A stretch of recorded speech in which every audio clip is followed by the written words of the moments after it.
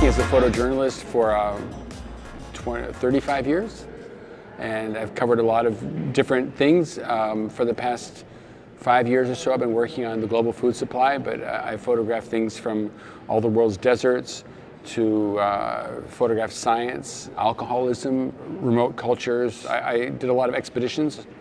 I've been to every continent on the planet like 3 or 4 times. I get around, but I love to explore our world.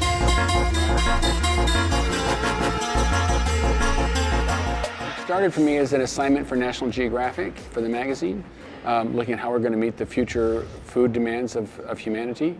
And I worked on that for about a year, and I realized there was a lot more work to be done. I started trying to find other ways to fund the work to continue it. I've been back to Brazil, China, and around the US 3 or 4 times, photographing food, and I'm exploring other parts of the world as well, including here in Europe. I was working on it last week in Spain, so it's a continuing project.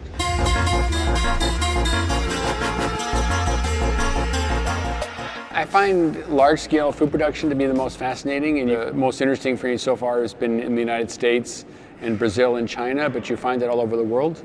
It's not so common here in Europe, but it's everywhere. It's the growing trend, is industrialization of our food supply. I don't see it as a negative story, it's just, it is the reality. I'm just trying to document. What's been surprising to me is that I've come to see food production as an ecological issue, and I don't think most people perceive it that way. But we make choices 3 times a day that have a collectively have a very important impact on our planet. And I think the more people are aware of the impact of those decisions, the better decisions they can make. I'm not trying to tell them what they should eat or what they shouldn't eat, but I'm just telling them to think about it.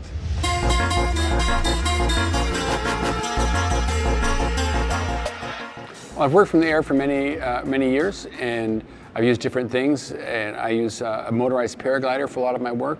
Most recently I've been using drones, professional drones, but I've also been in planes and helicopters and ultralights.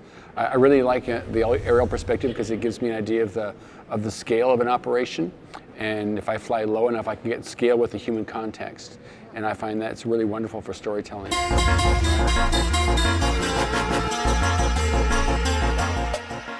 The first choice is deciding where to go, and I try to find large-scale operations because I find them the most interesting ones.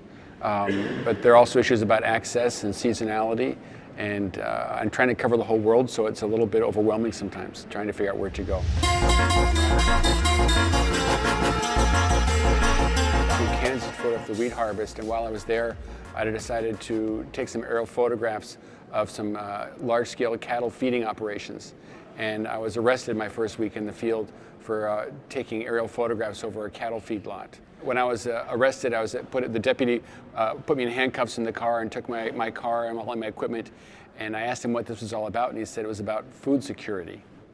I thought, that's strange. I didn't think there was a food security problem. But it made me realize that there are certain parts of the food supply that they don't want us to see. And when somebody doesn't want you to see something as a reporter, that's exactly what you want to look at.